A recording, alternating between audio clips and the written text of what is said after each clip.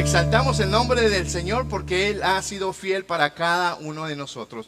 Vamos a entrar al consejo de la palabra del Señor y vamos a abrir nuestra escritura en la carta del apóstol Pablo a la iglesia de Colosa. Es donde estamos llevando nuestra serie La plenitud de Cristo. Y hemos estado aprendiendo lo inmenso que es nuestro Señor y las bendiciones que tenemos en Él.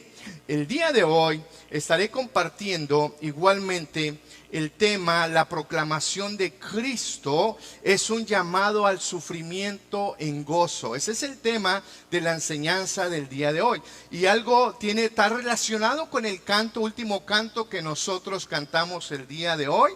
Muchas veces nosotros como creyentes pensamos que los mejores momentos para servir al Señor es cuando todo está bien. Pero la palabra del Señor nos enseña igualmente todo lo contrario. Pero aún en esas situaciones nosotros podemos estar seguros, confiados de que el Señor está cumpliendo su perfecta voluntad. Así que el tema del día de hoy es: la proclamación de Cristo es un llamado al sufrimiento en gozo. Hemos estado meditando, para aquellos que están por primera vez con nosotros o simplemente para recordar y contextualizarnos de lo que hemos estado hablando. Pablo ha descrito quién y cómo es Jesús.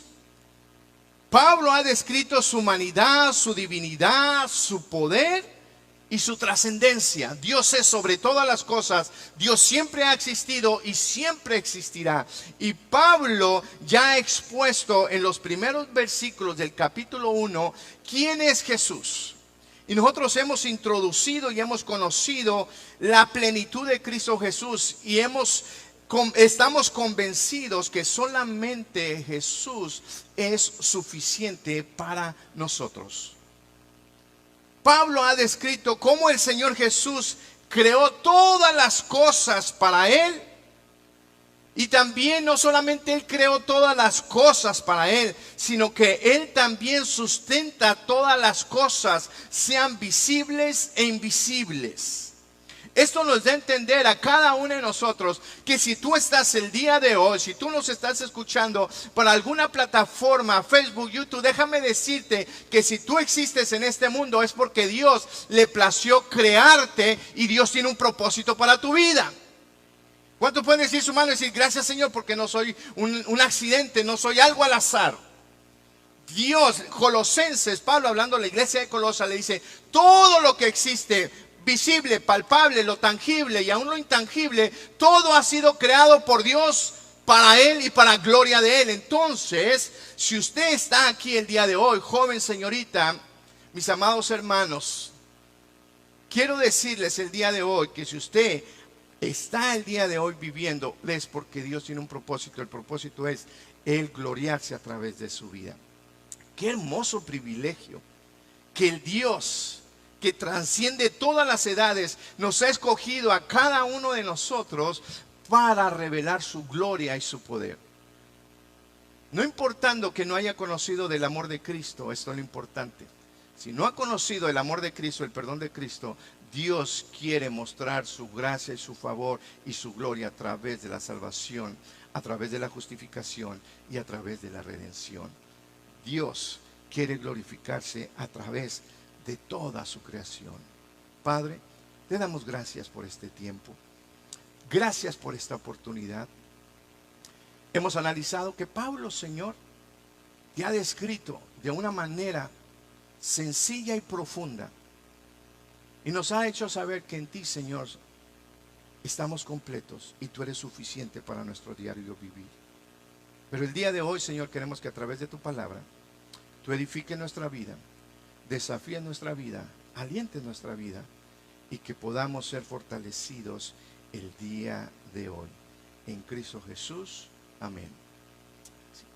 Vaya conmigo a la escritura, a Colosenses capítulo 1, versículo 23 al 29, que dice de la siguiente manera. Voy a estar leyendo 23b, la última parte del versículo 23, que dice: el evangelio que habéis oído, el cual se predica en toda la creación, que está debajo del cielo, del cual yo, Pablo, dice, fui hecho ministro. 24. Y ahora me gozo en lo que padezco por vosotros y cumplo en mi carne lo que falta de las aflicciones de Cristo por su cuerpo, una palabra clave que es su iglesia, de la cual fui hecho ministro según la administración de Dios que me fue dada para con vosotros, para que anuncie cumplidamente la palabra de Dios. El misterio que había estado oculto desde los siglos y edades, pero que ahora ha sido manifestado a sus santos, a quienes Dios quiso dar a conocer las riquezas de la gloria de este misterio entre los gentiles, que es Cristo en vosotros, la esperanza de gloria, a quien anunciamos y amonestamos a todo hombre y enseñamos a todo hombre y en toda sabiduría, a fin de presentar perfecto en Cristo Jesús a todo hombre, para lo cual también trabajo, luchando según la potencia de Él, la cual actúa poderosamente en mí. Algo interesante. Estamos hablando del apóstol Pablo escribiendo a la iglesia de Colosa. Pablo empieza a iniciar esta escritura, inicia estos versículos de la siguiente manera. Y quiero poner en preámbulo, quiero poner en plataforma igualmente, ¿por qué Pablo está seguro de lo que está hablando a la iglesia de Colosa? Tengo 7 puntos que rápidamente quiero compartir con ustedes que he extraído en esta escritura y juntos vamos a observarlo. Pero para mí es importante que usted pueda entender un poquito del background o del trasfondo del apóstol Pablo y podamos entender esta palabra que dice, ahora me gozo en lo que padezco. Ahora me gozo en mi dolor, ahora me gozo en mis fraquezas, ahora me gozo en todo lo que produce una aflicción en mi vida. Bueno, el llamado del apóstol Pablo, de acuerdo al libro de Hechos, en el capítulo 9, versículo 15 y 16, nosotros podemos ver cuando Pablo, llamado Saulo, iba camino a destruir a la iglesia y tiene un encuentro con Jesús. Todos conocemos la historia, y aquellos que no la conocen dice que Pablo viene y tiene un encuentro con Jesús. Jesús se revela a Saulo o a Pablo, él se revela. Y Pablo le pregunta al Señor, Señor, ¿quién tú eres y qué quieres que yo haga? Pablo estaba siguiendo a la iglesia, pensaba que estaba haciendo lo correcto, como buen religioso. Entonces, más adelante la escritura dice que había un hombre llamado por Dios, Ananías. Y Dios le habla a Ananías y le dice, oye, tengo un plan perfecto para Saulo. Y cuando Ananías escucha la palabra de Saulo, Pablo, él se dice, Señor, pero yo he escuchado quién es Saulo y lo que ha hecho. Y en la escritura nosotros podemos ver que el Señor le dice, mira, vaya conmigo a Hechos 9, rápidamente así, Hechos 9, para que pueda seguir conmigo esta hermosa conversación, si podemos llamarlo. Hechos 9, cuando el Señor Jesús habla con Ananías y le habla acerca del propósito del apóstol Pablo. 9, 15 y 16. Dice el Señor, le dice, ve, porque instrumento escogido me es hablando de Pablo, para llevar mi nombre en presencia de los gentiles, de los reyes y de los hijos de Israel. Dice 16, porque yo le mostraré cuánto le es necesario padecer por mi nombre. Pablo conocía su llamado. Pablo sabía el propósito por cual el Señor había manifestado su gloria sobre él. Pero no solamente podemos ver ese contexto del apóstol Pablo, sino que también en la carta a la iglesia de Corinto había unos hermanitos que estaban difamando el llamado o el apostolado de Pablo. Y decían que Pablo no era apóstol. Y Pablo entonces hace una defensa a aquellas personas que estaban difamando su nombre de que él no era apóstol. Vaya conmigo a 2 Corintios 11. Ahí rápidamente simplemente voltee su Biblia, la hoja de su Biblia, a 2 Corintios, Porque es importante que usted conozca esta hermosa experiencia del apóstol Pablo. 11, 24 y 28. Mire, ¿qué es lo que dice? ¿Qué es lo que Pablo? ¿Cuál es el argumento del apóstol Pablo a aquellos que estaban difamando su apostolado, aquellos que estaban dudando de su apostolado? Dice el 24, dice, de los judíos 5 veces he recibido 40 azotes menos 1. Ahí para los matemáticos. 3 veces he sido azotado con vara. 1 vez apedreado. 3 veces he padecido naufragio. 1 noche y un día he estado como náufrago en la altura de la mar. En camino muchas veces en peligro de ríos, peligros de ladrones, peligros de los de mi nación, peligro de los gentiles, peligros en la ciudad, peligros en el desierto, peligros en el mar, peligros en los falsos hermanos. Ah, caray. Peligros con los falsos hermanos. Bueno, en trabajo y fatiga, en muchos desvelos, en hambre y sed, en muchos ayunos, en frío, en desnudez, y además de otras cosas, lo que sobre mí se agolpa cada día la preocupación por todas las iglesias. Pablo está hablando y está refutando para todos aquellos que dicen que yo no soy apóstol. Déjenme mostrarle mis credenciales, todo lo que yo he sufrido por la iglesia de Cristo. Levante su mano y dígale: gracias, Señor, porque tú no me has dado el llamado del apóstol Pablo. ¿Verdad? Pablo está diciendo, si alguien siente dolor por la iglesia, soy yo. Si alguien ha sufrido por la iglesia, soy yo. Si alguien ha sentido pasión, dolor y tristeza por el perdido, dice Pablo, soy yo. Y yo estoy decidido a sufrir por Cristo. Por eso, cuando Pablo habla a la iglesia de Colosa, ahora vaya conmigo ahí rápidamente a Colosenses. Cuando él habla a la iglesia de Colosa, él dice: por eso ahora me gozo con lo que padezco a vosotros, cumpliendo en mi carne lo que falta de las aflicciones de Cristo por el cuerpo que es la iglesia. Dice Pablo, y un principio que nosotros podemos aprender, mis amados hermanos. Pablo está hablando que un día nosotros seremos también recompensados por nuestra fidelidad al Señor Jesucristo. Escuche bien, por nuestra fidelidad a nuestro Señor Jesucristo. Va a haber momentos difíciles, va a haber momentos desafiantes en tu vida cristiana. Tal vez ahorita en estos momentos tú estás pasando momentos difíciles y desafiantes en tu vida personal, familiar, conyugal, yo no sé. Pero déjame decirte el día de hoy que Dios tiene promesas para todos aquellos que son fieles a sus promesas. Y que en medio de la aflicción, en medio de la necesidad, como Pablo, él nunca cesó de predicar y de modelar el amor de Cristo a aquellos que lo necesitaban. Pablo nos enseña, mis amados hermanos, en esta escritura que hemos estado leyendo y que hemos estado meditando, que cada uno de nosotros, Dios se ha glorificado y quiere seguir glorificándose en nuestras vidas. En la necesidad y en la abundancia, en la salud y en la escasez, el Señor está dispuesto a ser glorificado. La pregunta es, ¿nosotros estaremos dispuestos a que el Señor sea glorificado en todo tiempo? En cualquier momento de mi vida, en cualquier adversidad, que Dios sea modelado en mi vida. ¿Cuánto puede levantar su mano y decir: Señor, el día de hoy te doy gracias, porque tú no eres deudor de nadie? Y tú recompensarás mi fe, mi confianza en ti.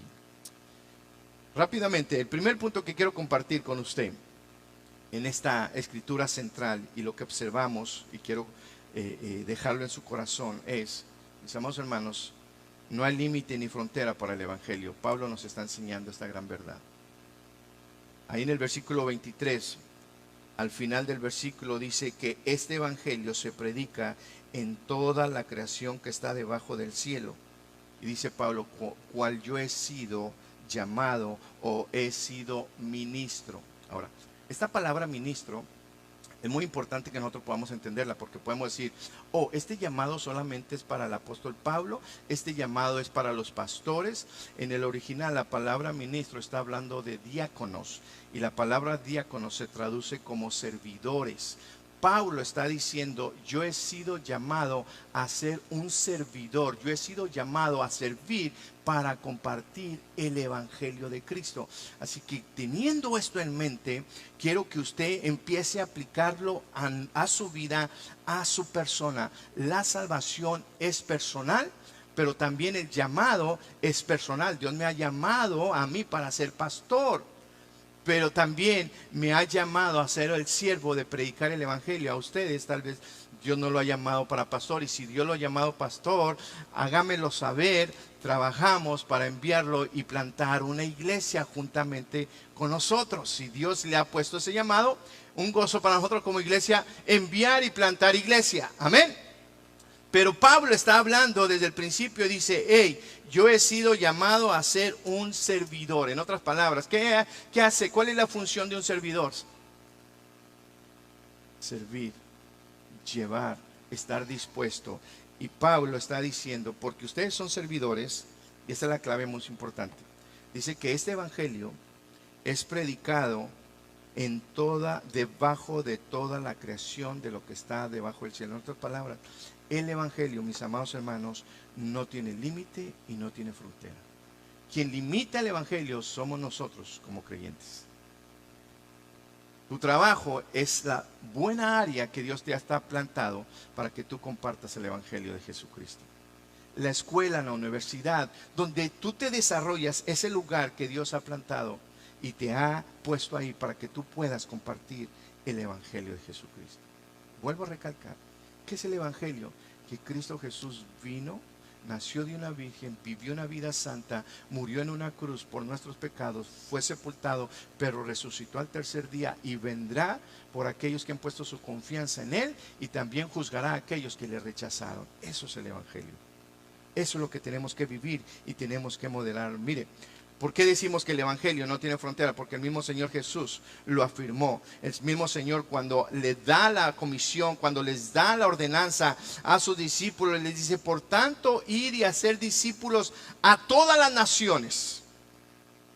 El lenguaje, la logística no tiene nada que ver, la lingüística no tiene límite para el evangelio. Hoy platicaba con unos hermanos que fueron de misioneros a Guatemala, y dice que ellos estaban traduciendo del inglés al español y del español al dialecto de los indígenas en Guatemala. Y luego del dialecto de los indígenas al español y lo español al inglés. En otras palabras, el evangelio, mis amados hermanos, no tiene límite y no tiene frontera. Y una de las razones y testimonios reales en este tiempo de que el evangelio no tiene límites es de que usted y yo hemos escuchado del evangelio de Jesucristo. El evangelio fue escrito en griego, pero gracias a nosotros, latín, castellano, y ahora hasta las etnias están recibiendo el evangelio de Jesucristo. Entonces nosotros tenemos que tener la seguridad, y Pablo está hablando a la iglesia de Colosa. Yo quiero que ustedes estén seguros que ustedes han sido llamados para ser servidores del evangelio, llevar el evangelio, usar sus recursos para llevar el evangelio. Y Jesús lo demostró y dice, vayan a todas las naciones, prediquen, bautícenlos en el nombre del Padre, del Hijo y del Espíritu Santo. No hay frontera para que el evangelio sea neutralizado. Mire Apocalipsis, lo que escribe Juan cuando está viendo esta visión. Apocalipsis 7:9 dice, después de esto, dice, miré, he aquí una gran multitud, la cual nadie podía contar, de todas las naciones, tribus, pueblos, lenguas, que estaban delante del trono y en la presencia del Cordero, vestidos de ropas blancas, con palmas en sus manos, y clamaban a gran voz diciendo, la salvación pertenece a nuestro Dios, que está sentado en el trono, y al Cordero sea la gloria. ¿Cuántos pueden decir, Señor, gracias, porque la proclamación del evangelio no tiene fronteras? Y dígale, gracias porque tú me has llamado a llevar estas buenas nuevas a aquellos que no lo conocen. Esa es una hermosa bendición. Segundo punto. Pero llevar estas buenas nuevas, llevar el evangelio de Jesucristo, hay un precio que pagar. Seguir a Cristo produce dolor y sufrimiento. Por eso quise poner el preámbulo de Pablo, su vida. Pablo fue uno de los mayores escritores del Nuevo Testamento. Cartas paulinas, cartas pastorales, epístolas. Pero también Pablo fue uno de los que más sufrieron por el avance de Cristo. El llevar el Evangelio, mis amados hermanos, hay un precio que pagar. Y de hecho, el ser creyente, hay un precio que pagar. Y usted no me va a dejar mentir. Ser hijo de Dios, confesar su fe en Cristo Jesús, that's not easy. No es fácil, ¿verdad? ¿O será que solamente el pastor siente eso? No es fácil en un mundo en decadencia, donde las ideologías, las filosofías huecas y humanas van en contra de la fe de la palabra del Señor. Hay un precio que pagar. Mire, Pedro, escribiendo a la iglesia en su primera carta, capítulo 4, versículo 12, dice: amados, no os sorprendáis del fuego que os ha sobrevenido, como si alguna cosa extraña os aconteciese. Como diciendo Pedro, esto es normal. Si ustedes están pasando por alguna prueba, dice, es normal, no se sorprendan, sino gozaos por cuanto sois participantes de los padecimientos de Cristo, para que también en la revelación de su gloria os gocéis con gran alegría. Si sois vituperados por el nombre de Cristo, sois bienaventurados, porque el glorioso Espíritu de Dios reposa sobre vosotros. Ciertamente de parte de ellos, Él es blasfemado, hablando del inconverso, pero por vosotros es glorificado. Así que ninguno de vosotros padezca como homicida o ladrón o malhechor, o por entremeterse en lo ajeno, dice Pedro. Pero si alguno padece como cristiano, no se avergüence, sino glorifique a Dios por ello. ¿Cuánto pueden levantar su mano y decir: Señor, gloria a ti por lo que estoy sufriendo? No lo entiendo, pero gloria a ti, Señor. Tu palabra me dice que si voy a sufrir por ti, me voy a gozar, me voy a alegrar. Voltea al que está a su lado, dígale: hermano, hermana, gocémonos en el Señor. Hay problemas, hay dificultades, pero el Señor está con nosotros. Él ya pagó el precio. Él nos dice: gócense, alégrense, dejen que la revelación de su gloria. Qué hermosa escritura, qué hermosa expresión de Pedro. Dice: la revelación de su gloria. Podemos hablar de la gloria de Dios en el Antiguo Testamento, en el tabernáculo, cuando el pueblo veía, cuando Moisés subió al monte y veían que el monte humaba, y ver la gloria de Dios, la manifestación de Dios. En medio de su dificultad, en medio de su dolor, busque la manifestación de Dios. Diga: Señor, no diga: Señor, ¿por qué yo? Sino diga: Señor, ¿en qué momento voy a ver tu gloria? Estoy listo para ver la manifestación de tu gloria. Tercer punto. No solamente hay un precio que pagar. Seguir a Cristo produce dolor, produce sufrimiento. Conozco muchas madres, muchas esposas que sufren por sus miembros de familia, que oran y oran y oran por la salvación de sus miembros de familia. Yo, en lo personal, doy gracias a Dios por mi abuela materna del lado de mi madre. Ella era una mujer guerrera de oración. Todas las noches se la pasaba orando por cada uno, por cada miembro de la familia, por sus hijos, por los esposos de sus hijas, viceversa, por los nietos. Y el testimonio de ella al final es cuando ella iba a morir, y lo sé por información de mi propio padre. Dice: mi abuela murió en los brazos de mi padre, y ella murió con una sonrisa en ella, gozándose, disfrutando. Y ella declaró y dijo: yo sé que mi petición se cumplirá en las manos del Señor. Y se fue con el Señor con una sonrisa. Hay un precio que pagar.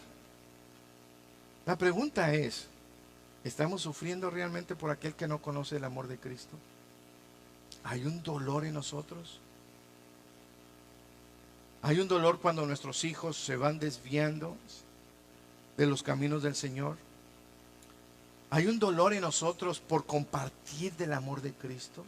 Gloria a Dios por la vida de nuestro hermano Mauricio, su esposa, que sintieron compartir del amor de Cristo a sus generaciones.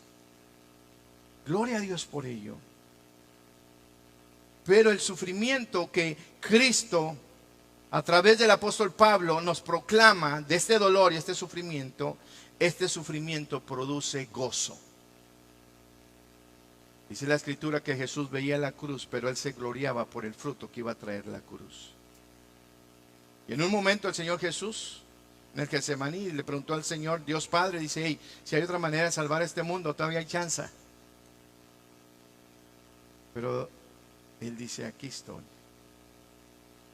El sufrimiento al cual el Señor nos invita a sufrir es un sufrimiento que produce gozo, y testimonio lo tenemos. Hechos, capítulo 5, versículo 41, cuando Pedro y Juan fueron golpeados, azotados, cuando se les prohibió no hablar de la palabra del Señor, cuando se les prohibió hablar de la resurrección de Jesucristo, cuando se les prohibió no mencionar el nombre de Jesús, fueron azotados, encarcelados, pero al fin los dejaron salir. Y dice el versículo 41, y ellos salieron de la presencia del concilio quejándose, murmurando con el Señor. Señor, si yo te sirvo, ay Señor, si yo hago esto, Señor, si yo doy. No dice la Escritura así, mi hermano, esa es mi versión. Ellos dijeron de la siguiente manera: ellos salieron del concilio gozosos de haber sido tenidos por digno de padecer afrenta por causa de su nombre. ¡Wow! ¡Qué hermosa bendición! Que nosotros podamos decir, yo me gozo al sufrir por mi fe en Cristo Jesús. Y déjenme decirle, mis amadas familia Forney en español, que los tiempos se están poniendo cada día más difíciles. Yo me he dado cuenta, igualmente, me he encontrado ciertos creyentes que aún les da vergüenza decir que son creyentes. Les da vergüenza confesar de su fe en su escuela, en su trabajo, en su empresa, en su compañía. Pero los apóstoles Pedro y Juan nos animan el día de hoy. Nos animan y nos dicen, hey, siéntete digno de padecer por amor a tu Salvador. Siéntete digno de padecer alguna afrenta por el amor de Cristo Jesús. Cuando el enemigo venga y susurre a tu oído, te conozco tu pasado, supe lo que hiciste.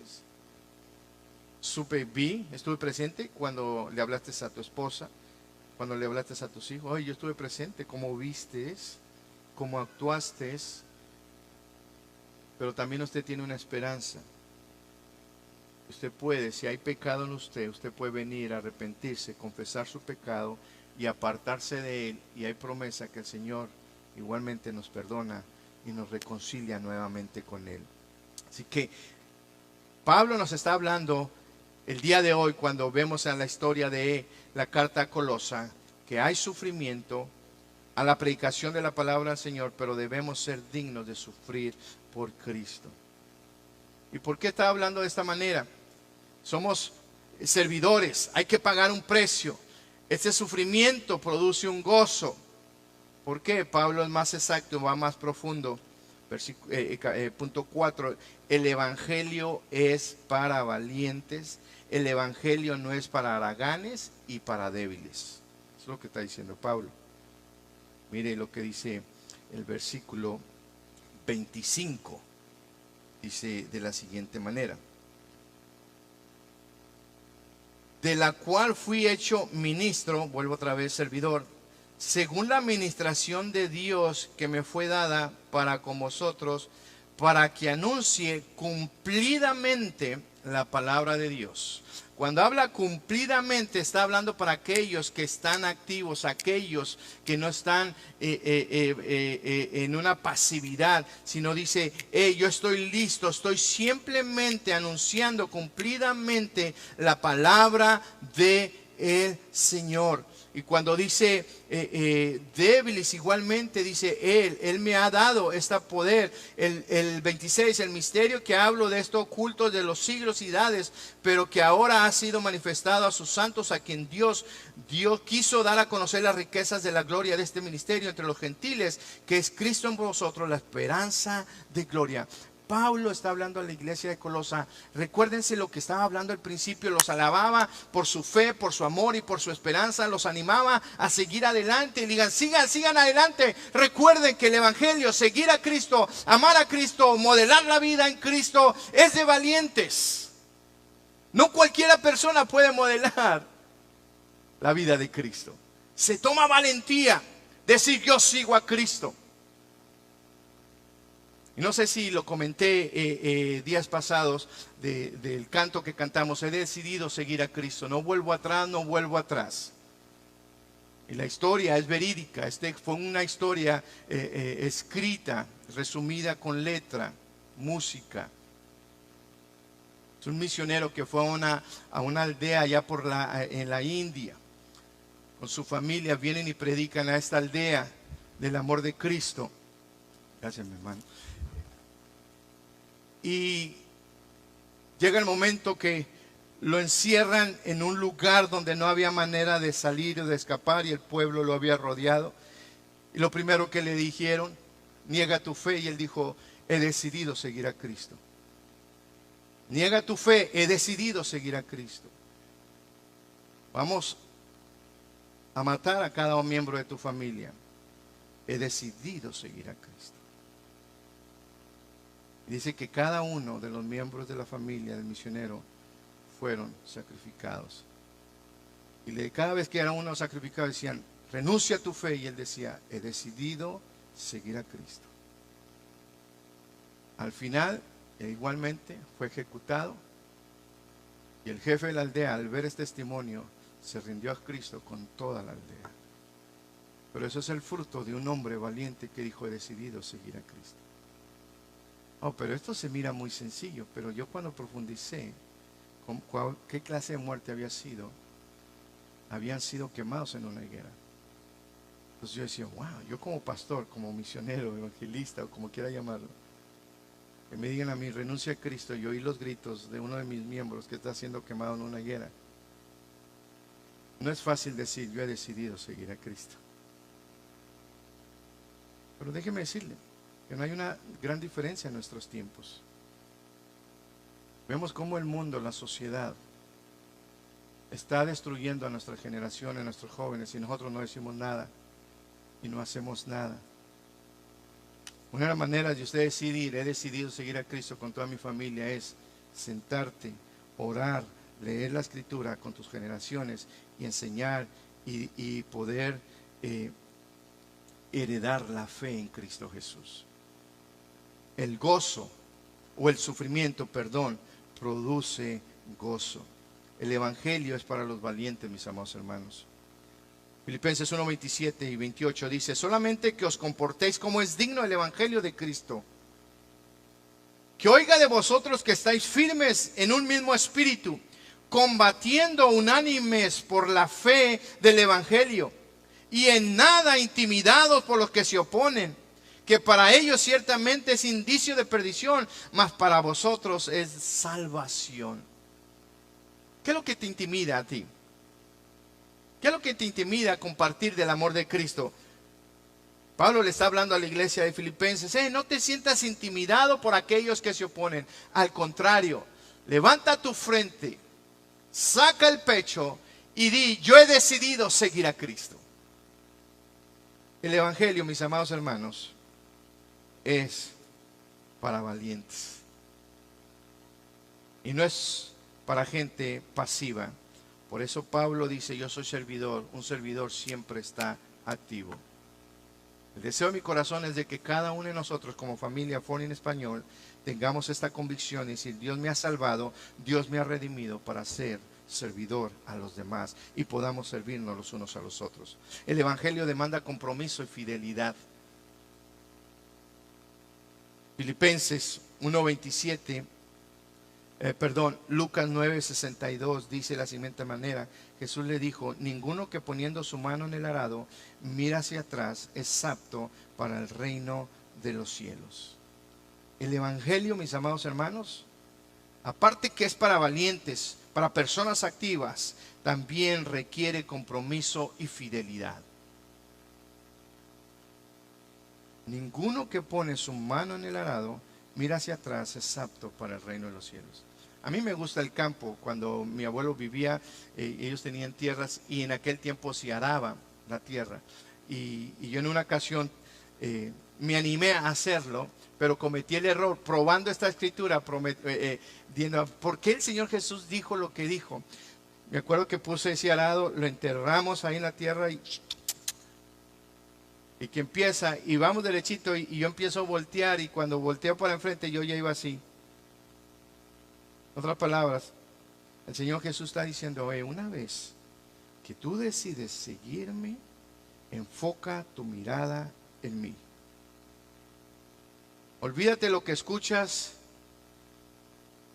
solamente tu mirada puesta en mí.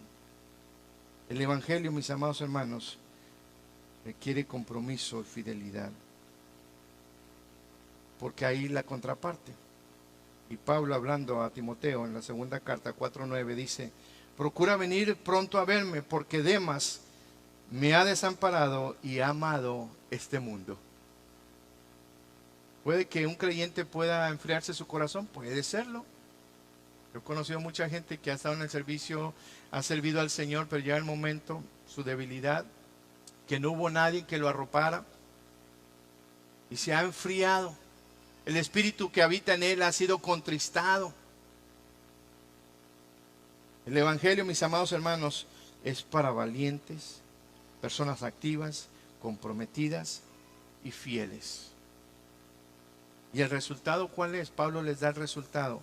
¿Por qué necesitamos esta clase de personas? Porque el resultado nosotros lo podemos ver ahí mismo en el versículo 28, que dice de la siguiente manera: a quienes anunciamos amonestando a todo hombre y enseñando a todo hombre en toda sabiduría, a fin de presentar perfecto en Cristo Jesús a todo hombre. ¿Cuál es el propósito de ello, mis amados hermanos? ¿Cuál es el propósito? Que Dios me salvó, me escogió, me santificó, me redimió, para yo modelar la vida de Cristo en mí. ¿Y cuál es el propósito de ello? Apocalipsis 7:9 lo habíamos leído. Dice: después de esto miré, y aquí una gran multitud, que no se podía contar, de tribus, pueblos, lenguas y naciones. Dice: estaban delante del trono en la presencia del Cordero. Dice: vestidos de ropas blancas. En otras palabras, todas estas personas eran fruto de personas fieles al Señor. Todas estas personas de vestiduras blancas eran el fruto de personas que fueron activas, que no fueron pasivas. Fue el fruto de personas que decidieron sufrir por el Señor, y ahora ellos estarán disfrutando una eternidad. Mis amados hermanos, la predicación del evangelio es la eternidad. El ser humano va a partir de esta tierra, tarde o que temprano. Usted y yo vamos a morir. Esto es la ley de la vida: nacer, crecer, reproducirse, morir. La pregunta es: ¿dónde vas a pasar tu eternidad? Uno puede decir: no me puede hablar mucho de la eternidad. Bueno, yo simplemente te puedo hablar lo que mi fe en la palabra dice, y dice que hay una multitud que tiene ropas blancas y que está adorando al Señor, y por el cuadro que me presenta están alegres, contentas y gozosas al lado de aquellos que lo redimió. Mis amados hermanos, el llamado a la iglesia es un llamado serio. El ser creyente no es venir los domingos y cantar los domingos los cantos. El ser creyente, ser cristiano, no es venir y sentarnos, dar el diezmo, la ofrenda. Gloria a Dios por ello, porque a través de su diezmo y su ofrenda, igualmente el evangelio es predicado. Pero el propósito de que yo sea seguidor de Cristo, sea cristiano, es para compartir a otros del amor de Cristo, vivir mi vida, que otros vean mi vida y vean a Cristo en mi vida, para que ellos puedan un día venir a Cristo y el día que ellos mueren pasen la eternidad con Cristo. Qué triste sería que al final de los tiempos nosotros nos encontrásemos con compañeros de trabajo, ciertas amistades, y que ya en el cielo nos acusen y digan: por tu culpa yo no voy a entrar, porque nunca me dijiste, por tu manera de vivir, por eso yo no decidí seguir a Cristo. El evangelio es para valientes. El evangelio es para gente que está activa. El evangelio tiene un propósito. El propósito es presentar a las personas perfectas, santas delante de Cristo Jesús a través del evangelio.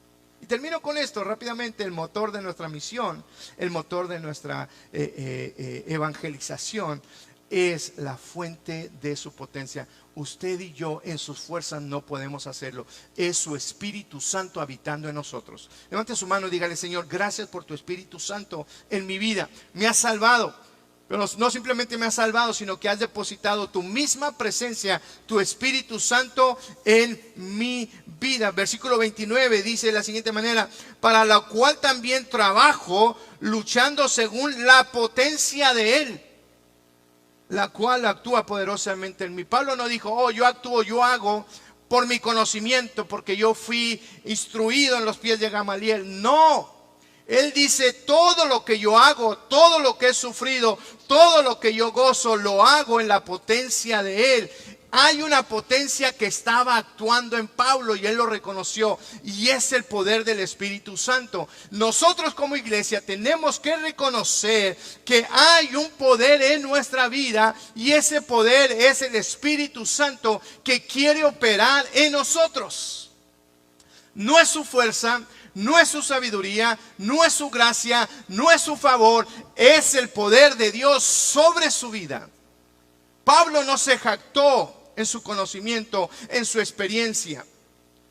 Pablo se glorió en el poder y en la potencia que actuaba poderosamente en él. Me gusta esta expresión que dice: según la potencia poderosa en mí. Dios anda buscando hombres, jóvenes, señoritas, dispuestos a ser usados con poder, que Él se pueda ser manifestado con poder. Segunda de Corintios 12, 9 y 10 dice: y me ha dicho: bástate mi gracia, hablando Pablo, porque mi poder se perfecciona en la debilidad.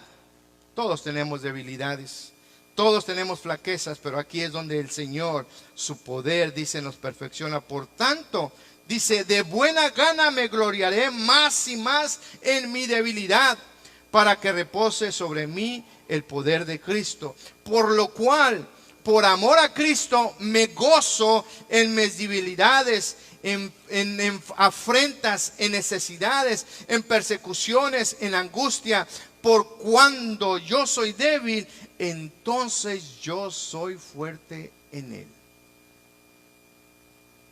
Bástate mi gracia. ¿Cómo está el día de hoy usted? ¿Qué está sufriendo? ¿Con qué está lidiando? Recurra a esa fuente de poder, de potencia que hay en usted, si es hijo de Dios. Y deje que ese poder y esa potencia empiece a revelarle la gloria de Dios sobre sus vidas. Cuando usted se sienta débil, esa fuerza y ese Espíritu Santo habitando en usted lo fortalecerá.